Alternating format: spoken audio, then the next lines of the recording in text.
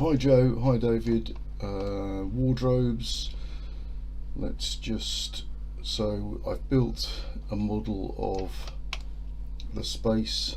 Um, Basically, you've got a timber frame round here. It's a timber rectangle mounted onto the masonry somehow or other.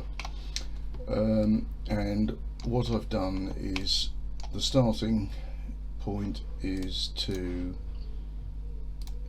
add these parts, which is uprights. I'm suggesting those are made out of poplar.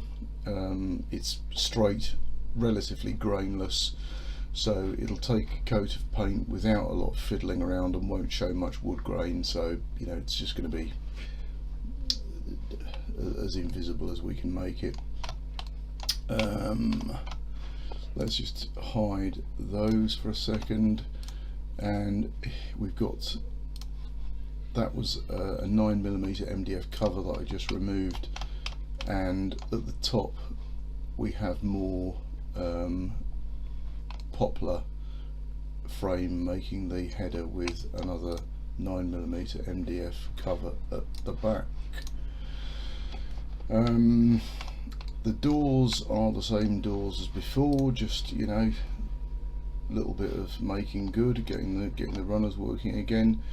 Might need new running gear. I think we can leave that decision for a while. I think I can get that at fairly short notice. And the only other thing I wanted to point out was there might be a need, until I start taking things apart and taking the architrave, the existing architrave off, it might be that we need to add an architrave back on to cover the junction between the original timber and this new timber. But let's just hide that, if I can repair what will be the plaster very locally here, and we don't have to have an architrave, I will do that instead, because it's going to be a nicer sort of sharper look if we can do that. Right, so I'm going to assume you're happy with this, and I am going to hide the space, and I'm going to hide the doors, put that cover back on. So these components I'm going to send to the workshop I've used for the last 10 years in Welling. I'm going to get them to quote on producing these parts, sorry. It's basically all going to be straight plain sections. I'm not going to put any machining or locators on or anything like that.